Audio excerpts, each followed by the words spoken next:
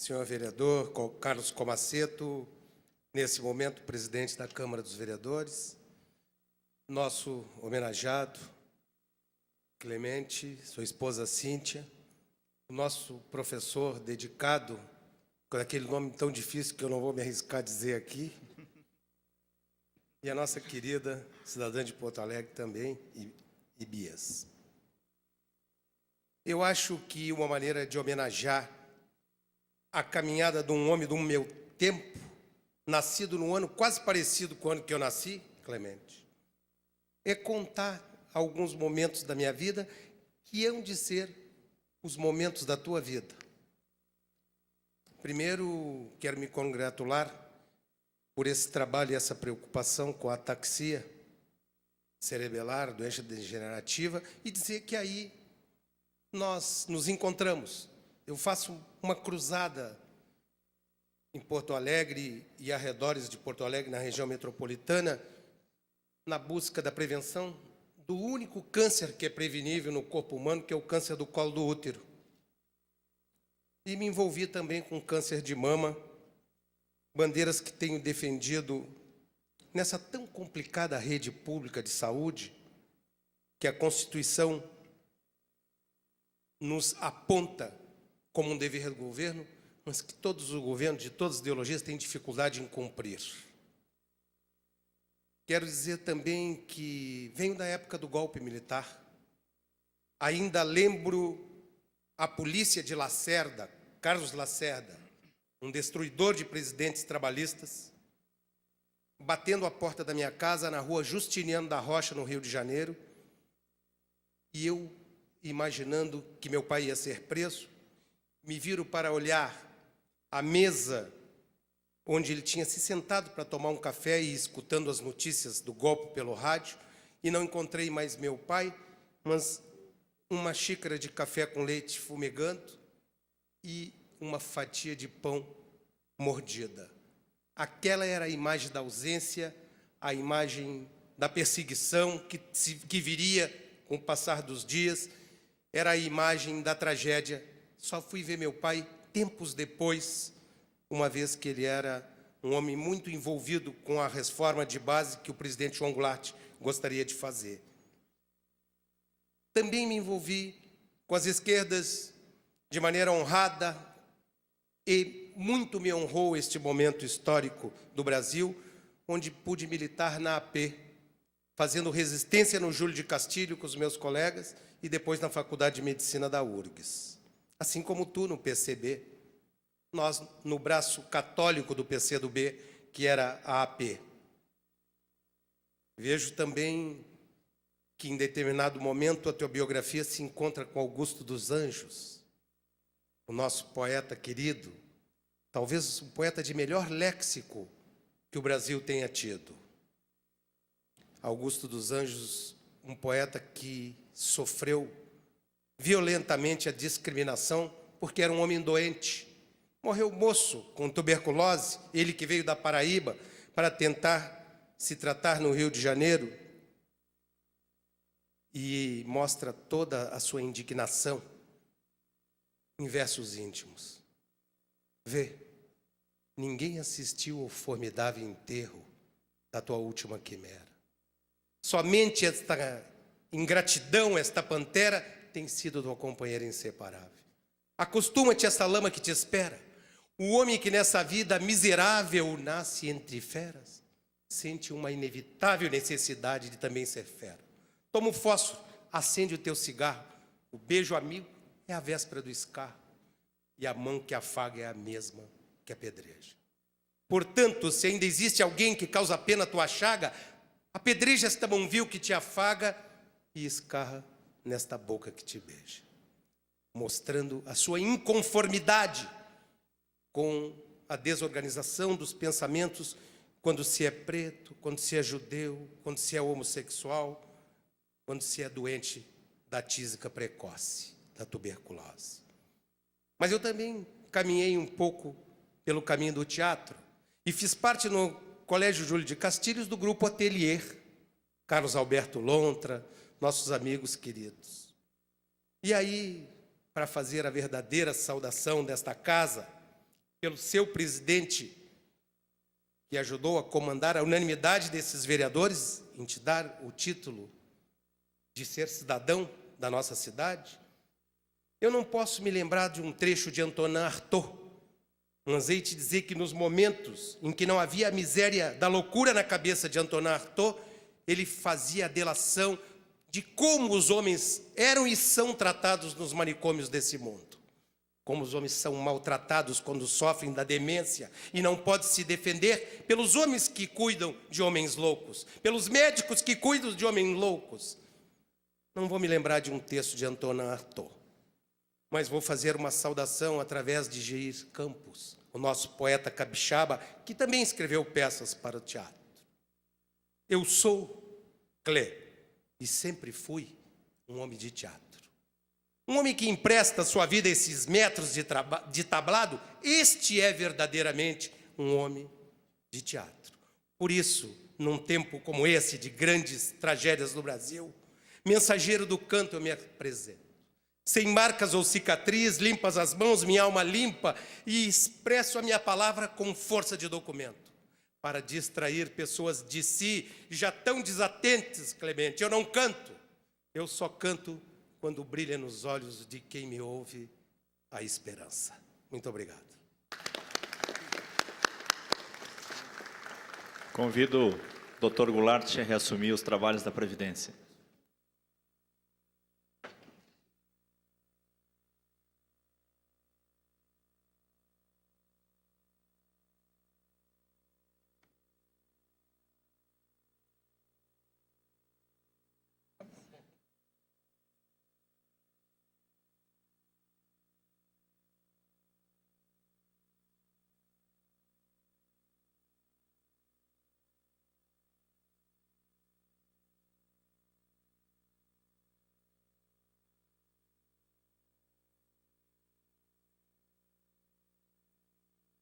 Vereador Comaceto, não vou deixar o senhor muito longe, não.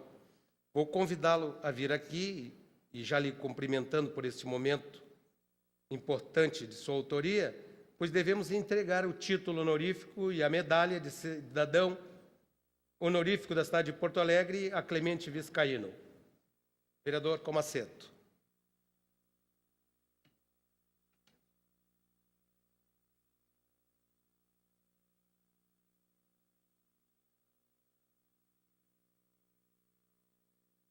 Primeiro nós vamos...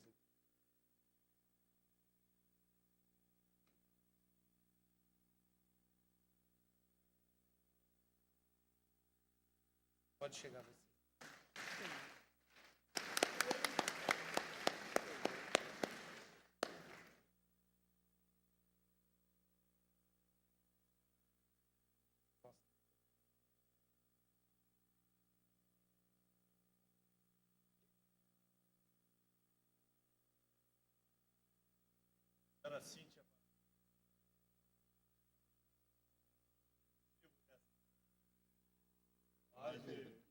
Opa!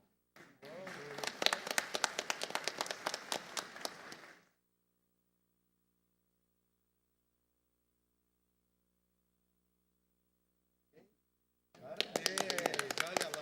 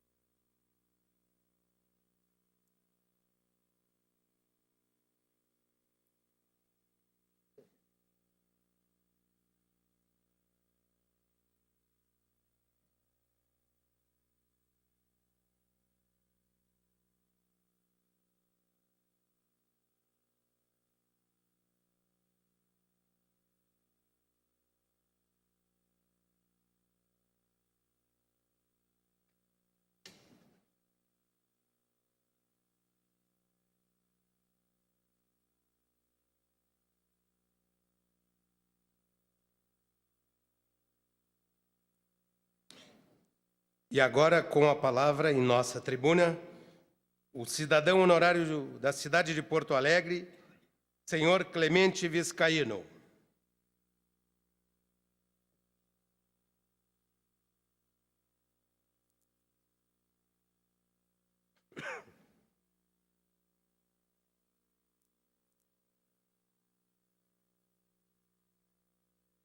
Boa noite.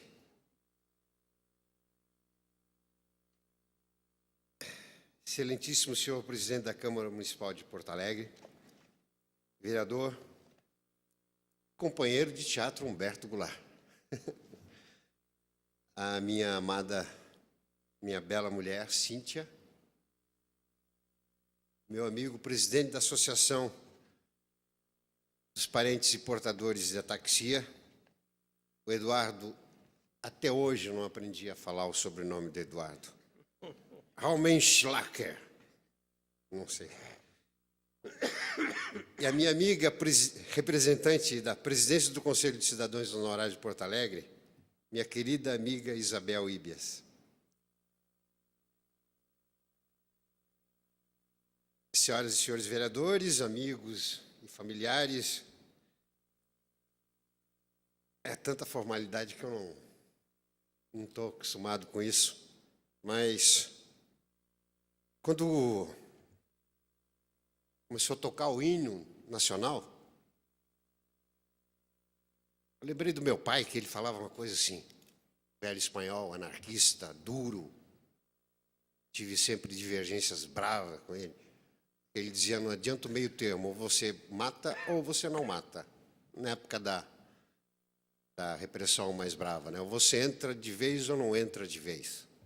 E quando tocava o hino nacional, ele dizia assim, escuta o hino da sua terra. Eu dizia, pai, esse hino aí, época da ditadura militar, a gente renegava o hino nacional brasileiro como se a gente renega o cão, assim, que está doente e quer nos morder. Então, a gente renegava. Era uma... Então, ele dizia, ouve o hino da sua pátria, um dia ainda você vai ouvir esse hino com algum temor ou com alguma alegria. E toda vez que tocava o hino espanhol também, ele escutava e chorava. Tal. O dia que o Franco morreu, ele soltava rojões, tiveram que chamar bombeiro, chamar polícia, porque dizem que o velho espanhol ficou louco. Mas não, ele só estava armazenando rojões, e acho que ele armazenou uma artilharia, uma coisa assim de quase 1 tonelada de rojões para soltar o dia que o Franco morresse. E ele soltou no bairro lá, foi uma confusão danada que tiveram que chamar a polícia, veio bombeiro, veio tudo. Interditaram a casa, ele foi praticamente para, não para uma delegacia, mas como os policiais que chegaram, conheciam o meu velho, levaram ele para a fábrica de um irmão meu lá, dizendo que levava para o hospital, que ele estava louco, que ele estava incendiando o bairro. Nada, ele só estava mostrando a alegria dele. E colocava o hino nacional espanhol lá nas alturas.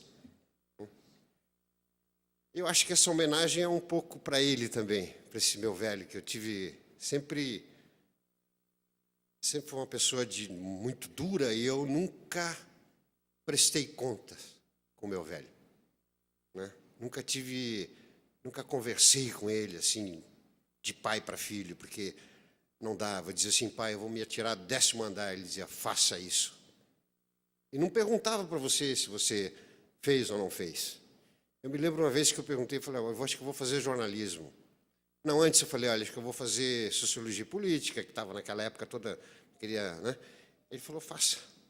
Aí depois eu entrei na faculdade, fazendo jornalismo e tal, convidei ele para ir no dia da receber o Canudo e tal, ele não foi. E não foi como ele não foi em peça nenhuma minha, peça de teatro nenhuma, meu pai foi, minha mãe vai, meus irmãos e tal, mas meu pai não foi assistir nenhuma peça de teatro. Eu acho que essa homenagem é um pouco para ele também, estou prestando um pouco de conta para o velho Gregório lá. Velho Gregório. E outra coisa, um outro grande pai, que eu cito pouco, porque trabalhei praticamente 4 dias só na Última Hora, no jornal Última Hora, que ficava ali no Vale do Anhangabaú, em São Paulo. Eu já escrevia no jornalzinho lá do Grêmio, tal, algumas coisas também, panfletos, tal, e aí eu fui convidado por um jornalista a escrever uma coluna do movimento estudantil, na época. E que o rapaz tinha saído, tal, eu fui. Fui lá, fui apresentado para o Samuel, apresentado para a turma toda, e ele falou assim, escreve sobre o seu movimento, e daqui meia hora você me entrega. Eu já tinha mais ou menos coisas que eu tinha escrito, eu compilei lá e escrevi. Né? Aí ele olhou e falou o seguinte: eu vou te publicar, amanhã sai, se sair o seu nome, você foge desse país. Falou isso para mim, você foge. Foge, isso era ainda 63, por aí. Eu vou publicar o que vocês querem, o que os estudantes estão querendo aí, né? Mas você foge do país, tal. Falei, então vamos arrumar um outro nome para você, tal, tal. Aí no segundo dia que eu fui trabalhar, ele disse, não, você não vai mais trabalhar, não. Vamos botar um outro cara que escreve mais besteira do que você vai para uma outra editoria que eu vou te chamar daqui uma semana, fica em casa. Nunca chamou, nunca chamou. Aí eu fui trabalhar no Instituto Brasileiro do Café, que era comandado por um Bonilha, que era membro do partido, e ele pegou a juventude da época para trabalhar nas contas médicas, que estava havendo muita corrupção, muita coisa, essa molecada nova para dar um jeito nas contas médicas, do IAPB, Instituto de Aposentadoria e Pensão dos Bancários, na época, lá em São Paulo. E aí eu fui trabalhar nas contas médicas. Quando foi no dia... acho que foi 28, 27 de março, coisa assim, eu recebo um recado do Gilson, que trabalhava também no IAPB, para ir lá na última hora, que eu iria viajar com um grupo para fazer umas reportagens e tal, que tinha alguns movimentos estranhos no país, que ele queria mandar para Minas Gerais, alguma molecada nova, tal, que mandasse informação, sabe, sobre o país. Eu fui na última hora, mas eu falei, eu estou no IAPB agora, você fala com o Bonilha vê se me tira de cá ou dali. Né? Aí ele falou assim, olha, garoto, você... né, ou você viaja comigo, ou você vai ser preso agora, logo nos primeiros 10 dias de abril. Já sabiam, já tinha informação que os homens iam dar um golpe lá. Né? Falei, não, vou continuar no IAPB, está gostoso lá, eu trabalho também numa firma de manhã, dá para mim fazer estudo à noite, dá para fazer todas as minhas coisas. Né? Estourou a Revolução, com aquela coisa, não sabia se ia trabalhar, não trabalhar. Eu sei que no dia 4, dia 5, eu vou na última hora e tem um bilhete assim, dizendo, me procura no Rio de Janeiro, ou então fala com a minha filha. Nunca mais eu tive com o Samuel, assim, contato, né, com o pessoal de lá. Teria que falar com a Danusa. Eu mostrei a coisinha para a Danusa. A Danusa é o seguinte, ele queria formar, você fazia parte de uns 10 ou 12 jornalistas aí, inclusive Franklin Martins era um deles, Ricardo Couto, e tem vários outros que estão no meio. Ele queria formar 10 ou 12 jornalistas aí, né, para fazer algum trabalho independente para mandar a matéria para fora. Eu acho que aí eu falhei, como eu falei também com meu pai. Né? Estou prestando conta um pouco para o meu amigo. Né? Falei que eu devia ter ido, devia ter assumido, como meu pai dizia assim, ou pega ou larga, né? Ou pega na arma ou não pega na arma. Né? Eu devia ter ido com a turma do Samuel para mandar notícias para fora do que estava acontecendo no país, que ele tinha os canais. E era isso depois de anos, quando eu fui falar com a Danusa, ela me disse isso. Né? Tem os 12 nomes aqui, você está na lista. Mas aí eu ainda não tinha entrado na escola de jornalismo. Aí depois eu fui para a USP, né? Entrei, fiz escola de jornalismo e nunca exerci uma vez só na época do estágio na TV Educativa, quando lá no meio do pessoal nós montamos um programa chamado Agora José, que é praticamente, hoje é esse programa educativo que tem, que a Rede Globo, que foi o primeiro programa educacional da televisão brasileira, educação formal, dava aula de matemática, e chamava E Agora José, porque era um personagem que ele não sabia matemática, não sabia português, não sabia nada, então de vez em quando ele encontrava uma placa lá, aí ele tinha que decifrar aquela placa. E agora, José? Entrava o professor decifrando para ele as regrinhas disso, daquilo. Foi um dos primeiros programas da televisão. Depois o projeto Saci também, que foi um projeto educacional. A minha ligação com o jornalismo sempre foi muito pequena, até eu me formar, que eu já fazia escola de teatro. Fui para o teatro. Fui para o teatro onde eu tive meus melhores momentos, eu não me arrependo e continuo sendo um ator de teatro. Eu sempre fui e sempre serei um homem de teatro.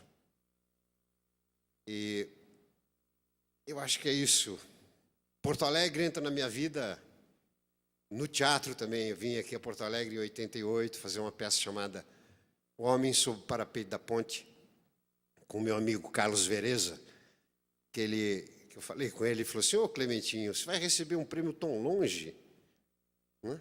Da próxima vez você muda para Nova Iguaçu, aí eu vou receber esse prêmio contigo. Porque ele está lá no Rio, ele não poderia vir, né? Você muda para Nova Iguaçu, que aí eu vou lá receber o título de cidadão com você. E vim e conheci a Cíntia, que foi ao espetáculo e foi ao camarim cumprimentar. E eu digo, não saio mais do camarim. Aí não saiu mais da minha vida. Foi por aí.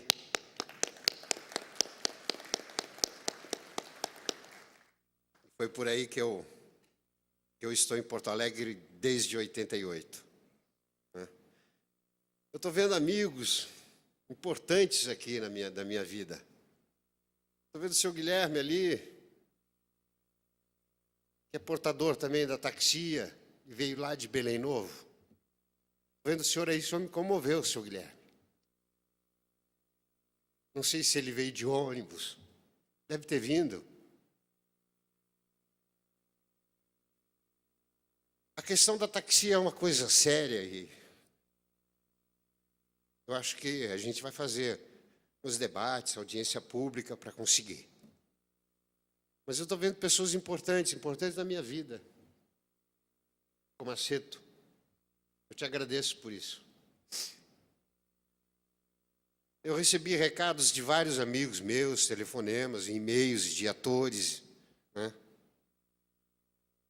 Foi até bom, né, não vê-los aqui, senão virá meio festa. Recebi recados do Gracindo Júnior, do meu filho na novela Cidadão Brasileiro, que faz o prefeito, né, o Gabriel Braga Nunes também, pessoal da Record. Parece que hoje de manhã, na TV Record, teve uma homenagem lá do elenco também, do Cidadão. Eu estou vendo e politicamente aqui, meus amigos aqui de Porto Alegre, estou vendo Madruga, lá no canto, Ione, ali, minha companheira também no canto ali. Abel, lá de Belém. Cadê o Vieira? Vieira. Elinho Moura, meu amigo de comunicação, que trabalha comigo no meio, na área de rádio e televisão. Seu Rui. Soube que o senhor estava no hospital, seu Rui, me comoveu o senhor estar aqui também. Seu Rui. A minha sogra, minha bela e bonita sogra, Dona Ivone. Eu quero dizer, Goulart, vou te chamar meu amigo vereador Goulart, citou poetas, citou Augusto dos Anjos. Eu ganhei um prêmio com Augusto dos Anjos. Foi uma fase muito importante na minha vida, porque em São Paulo estava uma barra pesada e o diretor Rofran Fernandes falou: Clemente, vamos juntar um grupo aí, uns 3 ou 4 atores, e vamos embora lá para o Rio Grande do Norte. Falei, vamos fazer o que lá? Vamos montar um poeta, Augusto dos Anjos, poeta cidadão brasileiro. Falei, por que não na Paraíba? Ele falou que nunca poria os pés na Paraíba, então a gente não pode. Porque ele tem um poema que ele diz que nunca mais porei os pés na Paraíba. Desde que ele saiu de lá, ele nunca mais voltou para Paraíba. Aí nós fomos para o Rio Grande do Norte. Eu, Abel Bravo, um ator que está no Circo de Soler aí, é um dos diretores, e o Rofran Fernandes, que faleceu. E Márcio, um outro ator também. Fomos para lá e vamos montar com um grupo de lá tal, e fizemos um belo grupo lá. Montamos um belo espetáculo, convidamos uma atriz chamada Ivete Bonfá, também falecida. E a Ivete também merece um pouco esse prêmio do cidadão brasileiro e também esse prêmio meu de cidadão porto-alegrense. E montamos um Augusto dos Anjos lá, com atores de lá, locais de lá, e fizemos o quê? 15, 20 dias, e a casa era lotada, lotada. Se vocês imaginam isso em 73, 74. A repressão comendo brava lá, e a gente montando Augusto dos Anjos, não podiam dizer não. Não podiam dizer não com Augusto dos Anjos. O espetáculo ficou quase 2 meses em cartaz e lotando numa cidadezinha que não tem nem 500 mil habitantes na época. A Paraíba querendo que a gente fosse levar o espetáculo, mas parece que tinha alguma coisa lá marcada. O homem falou que nunca mais poria os pés na Paraíba, né? E mandaram um ônibus. Nós chegamos a entrar dentro do ônibus, os atores todos com seus figurinos, né? E o ônibus quebrou, o ônibus bateu de frente lá em 2 ou 3 vacas e trombou na estrada. Ninguém se machucou. Não fomos para Paraíba. Aí vieram ônibus e mais ônibus dos paraibanos para assistir a gente em Natal, no Rio Grande do Norte. De lá viemos para São Paulo. Chegamos praticamente desacreditados também. Quem é esse pessoal? Fazer Augusto dos Anjos? Né? Ainda mais esse pessoal aí que são os anarquistas, a própria esquerda, né? Deixava a gente meio de lado. Aí montamos o espetáculo. O espetáculo foi um sucesso, teve uma certa repressão e eu ganhei o prêmio nesse ano, representando. E a Ivete Bonfá também ganhou o prêmio de melhor atriz coadjuvante. Ganhei o prêmio no Cidadão, poeta, Augusto Anjos, poeta e cidadão brasileiro. Foi muito importante para mim. Isso que mostrou, numa época, mostrou, né, que nós podíamos sair fora do eixo Rio-São Paulo. Podíamos fazer esse trabalho que a gente podia chamar de base, mas não só nas favelas, não só nas comunidades carentes. A gente podia fazer isso em grandes cidades também. Mostramos isso. Depois fomos para Minas Gerais também, com os outros grupos e tal. Então surgiu vários e vários grupos que estão aí hoje.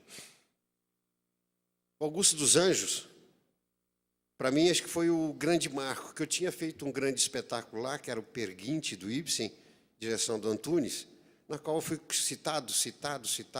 Não ganhei prêmio, não. Foi até bom.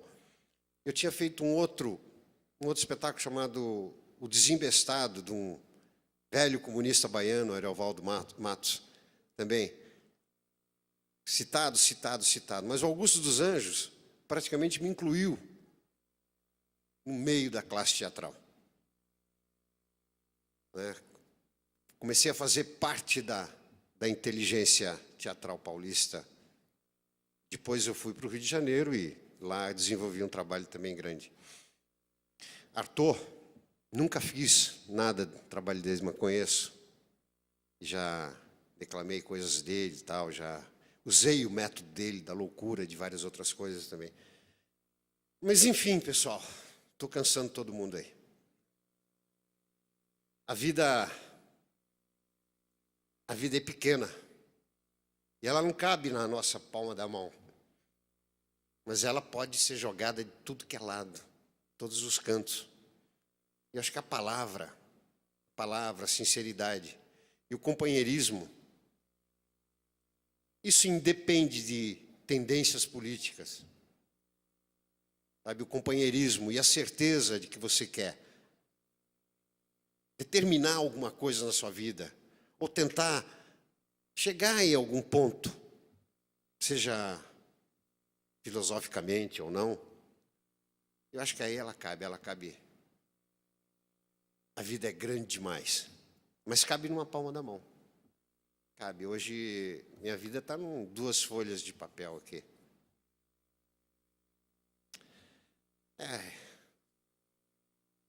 Eu vejo Isabel ali. Isabel, eu fui trabalhar na TV Educativa, fui dirigir, uma época difícil também, né, Isabel? Difícil, né? A gente estava em 91, 92, mas ainda tinha um resquício grande da ditadura, né? Era difícil trabalhar em todas as empresas. A gente começou a tirar um pouco os resquícios da ditadura agora. São Paulo é melhor trabalhar na relação de trabalho. O Rio de Janeiro ainda mantém um resquício da ditadura. Cidades menores ainda mantêm isso tudo. É difícil, as empresas mantêm uma coisa assim, achando que a gente ainda estão fazendo um favor para a gente de estar lá, contratando você para o trabalho e tal. São Paulo já mudou um pouco essa mentalidade, talvez pelo profissionalismo, tudo, né? Mas as outras empresas, eu vejo TV Globo te chama como se tivesse um favor. avô